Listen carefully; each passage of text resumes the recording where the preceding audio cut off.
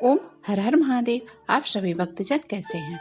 हमको आशा है कि हमारी माता रानी की कृपा से, हमारे शिव जी की कृपा से आप सभी लोग अच्छे ही होंगे। आज मैं कार्तिक महात्म्य कथा का तीसरा और चौथा अध्याय सुनाने जा रही हूँ। जो इस कथा को श्रवण करता है उसके घर में सुख शांति आती है और लक्ष्मी जी का निवास होता है और घर में जो नकारात्मक एनर्जी होती है वो दूर होकर पॉजिटिव एनर्जी प्रवेश कर जाती है। कथा करने से पहले आपसे अनुरोध है कि यदि हमारे चैनल पे आप नए हैं तो कृपया करके लाइक करिए, सब्सक्राइब करिए, शेयर करिए। शेयर एक न एक को किसी को जरूर कर दीजिएगा जिससे कि आपको भी उस फल का भागीदार बन सको।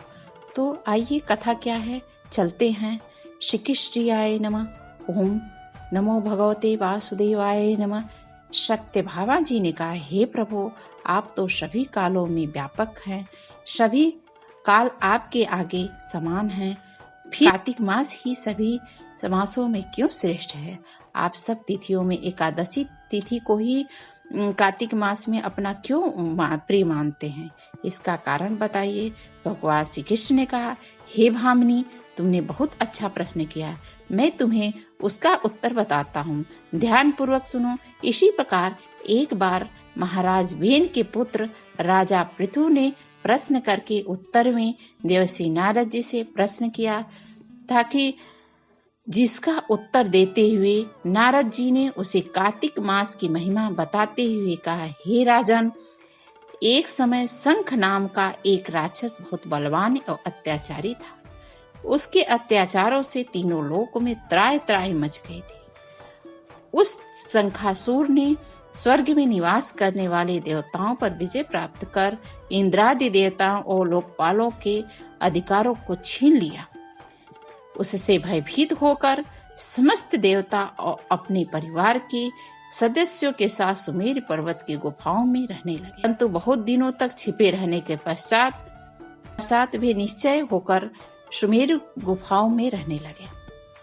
उधर उस शंकासुर को इस बात का पता चला कि देवता आनंद पूर्वक सुमेर पर्वत की गुफाओं में निवास कर रहे हैं, तो उसने सोचा कि ऐसा कोई दिव्य शक्ति अवश्य है जिसके प्रभाव से अधिकारहीन यह देवता अभी भी बलवान है। सोचते सोचते वह इस निर्णय पर पहुंचा कि वेद मंत्रों के बल के कारण ही देवता बलवान हो रहे हैं। यदि उनसे वेद छीन लिया जाए तो वे बलहीन हो जाएंगे।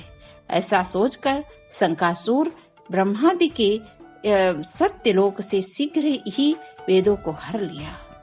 उसके द्वारा ले जाए जाते हुए भय से उसके चंगुल से निकल भागे। जल में समा गए सभी देवता। शंकासुर ने वेदों तथा बीज मंत्रों को ढूंढते हुए सागर में प्रवेश किया, परंतु न तो उसको वेद मिले न ही बीज मंत्र मिले। जब शंकासुर सागर से निराश होकर वापस लौटा तो उस ब्रह्मा जी ने पूजा की सामग्री लेकर सभी देवताओं के साथ भगवान विष्णु के शरण में पहुंचे। भगवान गहरी निद्रा में सो रहे थे, उनको जगाने के लिए गाने बजाने होने लगे। धूप गंध आदि से बारंबार उनका पूजन किया जाने लगा। धूप दीप नैवेद्य आदि अर्पित किए जाने पर भगवान की निद्रा टूटी और वह देवताओं सहित ब्रह्मा जी को अपना पूजन करते हुए देख करके बहुत प्रसन्न हुए और कहने लगे, मैं आप लोगों के इस कीर्तन एवं मंगलाचरण से बहुत प्रसन्न हूँ। आप अभीष्ट वरदान मांगिए, मैं अवश्य वरदान प्रदान करूँगा। जो मनुष्य अश्विनी शुक्ल की एकादशी से देव उत्थान एकादशी तक ब्रह्म मुहूर्त में उठकर मेरी पूजा करेंगे, उन्हें तुम्हारी ही भांति मेरे प्रसन्न होने के कारण सुख की प्राप्ति होगी। आप लोग जो पाद्य अर्ध आचमन जल आदि सामग्री मेरे लिए लाए हैं वे अनंत में गुणों वाली आपका कल्याण करेगी। हरे गए संपूर्ण वेद जल में स्थित है। मैं सागर पुत्र शंकासुर का वध कर उसके उन वेदों को अभी भी बता देता हूँ। आज से मंत्र बीज और वेदों सहित मैं प्रतिवर्ष कार्तिक मास में विश्राम किया करूँगा। अब मैं मत्स्य का रूप धारण करके जल में जाता हूँ। तुम सब देवता भी मुनीश्वरों सहित मेरे साथ जल में आओ। इस कार्तिक मास में जो श्रेष्ठ मनुष्य प्रातः काल स्नान करते हैं वे सब यज्ञ के स्नान द्वारा भली भांति नहा लेते हैं।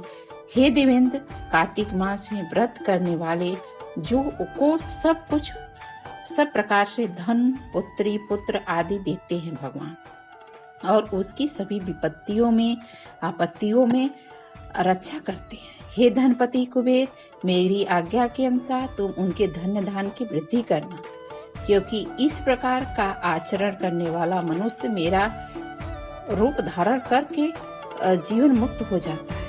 जो मनुष्य जन्म से लेकर मृत्यु पर्यंत तक विधि इस व्रत करता है वह आप लोगों का भी पूजनीय हो जाता है।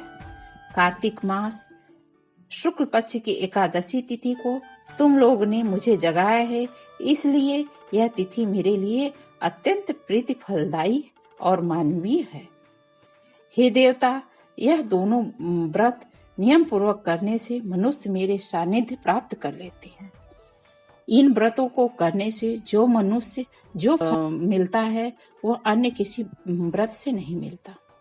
अतः प्रत्येक मनुष्य को सुखी और निरोग रहने के लिए कार्तिक महात्म और एकादशी की कथा सुनते हैं और उपयुक्त नियमों का पालन करते हैं, उसके घर में लक्ष्मी सदैव निवास करती है। अब मैं आप लोगों को चौथा अध्याय सुनाने जा रही हूँ। तो आइए सुनिए। नारद जी ने कहा, ऐसा कहकर भगवान विष्णु मछली का रूप धारण करके आकाश से जल में गिरे। उस समय विंध्याचल पर्वत पर तप कर रहे महर्षि कश्यप अपनी अंजलि में जल लेकर के खड़े थे। भगवान उनकी अंजलि में जा गिरे। महर्षि कश्यप ने दया करके उसे अपने कमंडल में रख लिया। मछली के थोड़ा बड़ा होने पर महर्षि कश्यप ने उसे कुएं में डाल दिया। जब मछली कुएं में भी समा नहीं सकी तो उन्होंने उसे तालाब में ले जाकर डाल दिया। जब वह तालाब में भी न आ सकी तो उन्होंने समुद्र में डाल दिया। वह मछली वहां भी बढ़ने लगी। तब मत्स्य रूप भगवान विष्णु ने उस शंखासुर का वध किया। शंखासुर को हाथ में लेकर बद्री वन में आ गए। वहां उन्होंने संपूर्ण ऋषियों को बुलाकर इस प्रकार आदेश दिया, मुनीश्वर, तुम जल के भीतर बिखरे हुए वेद मंत्रों को खोज करो। जितनी जल्दी हो सके उन्हें सागर के बाहर निकालो। आओ। तब उन तपोवन संपन्न महर्षियों ने यज्ञ और बीज सहित संपूर्ण वेद मंत्रों का उच्चारण किया। उनमें से जितने मंत्र जिस ऋषि ने उपलब्धि किए वही उन बीज मंत्रों का उस दिन से ऋषि। तदंतर उस ऋषि एकत्र होकर प्रयाग में गए। वहां उन्होंने ब्रह्मादि उन तपोवन संपन्न महर्षियों ने यज्ञ और बीज मंत्र सहित सभी वेद मंत्रों का उद्धार किया। उसमें से जितने मंत्र जिस ऋषि ने उपलब्ध किए वह बीज मंत्र हैं। उस माना जाता है कि तदंतर सब ऋषि एकत्र होकर प्रयाग में गए। वहां उन्होंने ब्रह्मा जी सहित भगवान विष्णु को उपलब्ध हुए सभी वेद मंत्र समर्पित कर दिए। वेदों को पा करके ब्रह्मा जी बहुत प्रसन्न हुए। उन्होंने देवताओं और ऋषियों के साथ प्रयाग में अश्वमेध यज्ञ किया। यज्ञ समाप्त होने पर सब देवता ने भगवान से निवेदन किया, देवादिदेव जगन्नाथ, इस स्थान पर ब्रह्मा जी ने खोए हुए वेदों को पुनः प्राप्त किए और हमने भी यहाँ आपके प्रसाद से यज्ञ भाग पाए। अतः यह स्थान पृथ्वी पर सबसे श्रेष्ठ पुण्य की वृद्धि करने वाला है एवं भोग तथा मोक्ष प्रदान करने वाला हो। साथ ही यह समय भी महापुण्यमय और ब्रह्मघाती आदि महापापियों की भी शुद्धि करने वाला हो तथा तय स्थान यहाँ किए हुए दान को अक्षय पना देने वाला भी हो, वर दीजिए। भगवान विष्णु जी बोले, देवताओं, तुमने जो कुछ कहा है वह मुझे स्वीकार है। तुम्हारी इच्छा पूर्ण हो। आज से यह स्थान ब्रह्म क्षेत्र के नाम से प्रसिद्ध है। सूर्य वंश में उत्पन्न राजा भागीरथी यहाँ गंगा को लेकर आएंगे। वह यहाँ सुकन्या यमुना से मिलेंगी। ब्रह्मा जी और तुम सब देवता मेरे साथ यहाँ निवास करोगे। आज से यह तीर्थराज के नाम से विख्यात होगा। तीर्थराज के दर्शन से तत्काल सब पाप नष्ट हो जाएंगे।